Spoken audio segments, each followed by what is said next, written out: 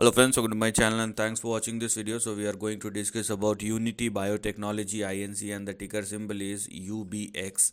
Now this is the price chart which we have in front of us, and the stock now trading just above its support level, which is this particular line. So you can clearly see after all the volatility ups and downs, the stock is still holding at or above its support level, which is indeed a very good sign.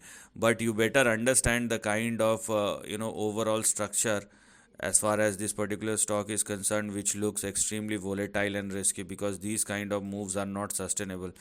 So if you want to be a part of this kind of stock, then obviously sustainability is mandatory. So for UBX, if UBX continue to trade and sustain both above 1.27 and 1.48, and if it will continue to trade and sustain above these two levels, then in that case the next two immediate targets are 4 and 6, which is currently active, basically because what is active is this particular section. And if it surpasses 6, then we're gonna see a price jump which may even push this particular stock somewhere in between 13.8 and 19 or 20 respectively. So if you want to stretch yourself beyond a certain point, even beyond a certain point, then also only this part is active, so focus within this part. If you want to go beyond 20, then let the stock makes its move and let it surpass above 20.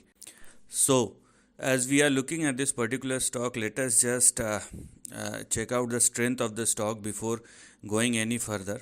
And even from the current level, the the levels on the upside which I have just explained is obviously big enough to talk about. So let the stock move, because if it started falling below 1.2 or lower, you will see an immediate downside. So right now focus on this part, and after 6 we have 13 and 19 or 20 respectively.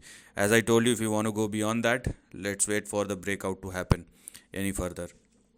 And make sure that you're talking about, or we are talking about, a stock which is volatile in nature, and you cannot expect any stability in these kind of stock. So you better be alarmed for these kind of situations.